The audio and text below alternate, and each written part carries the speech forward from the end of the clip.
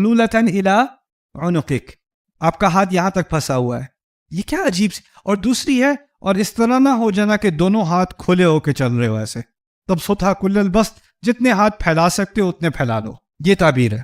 اب اس سے مراد کیا ہے کہ آپ پیسہ آپ کا جیب میں ہے، آپ خرچ کرنے لگے ہو، دودھ خریدنے لگے ہو، بریڈ خریدنے لگے ہو، انڈے خریدنے لگے ہو، تو ایسے مت کرنا کہ عام خرچ کے لیے بھی ہاتھ ایسے گردن کے ساتھ لگا ہوا ہے کہ جیب تک پہنچنے میں لگے کہ تم اپنے آپ کو پھانسی دے رہے ہو.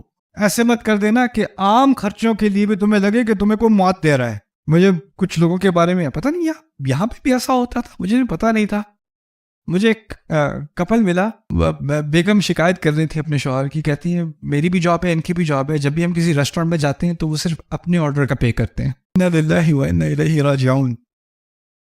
تو اب تو پھر دودھ کا بھی کیلکولیٹ کرنے پہ کتنی ڈالی تھی چائے میں، اس کو کیلکولیٹ کر کے بجٹ ڈیوائڈ کرتے ہیں. یہ کیا ہے؟ تجعل یدک مغلولۃ الی عنقک.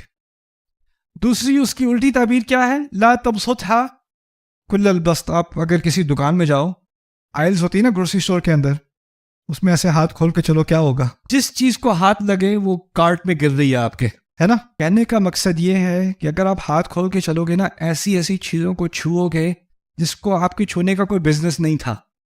آپ کو اتنی اسپیس چاہیے تھی، آپ اتنی اسپیس لے کے چل رہے ہو نا، تو آپ خواہ ایسی چیزوں کو ٹچ کرو گے جن کو ٹچ کرنے کا کوئی مقصد نہیں تھا آپ کا.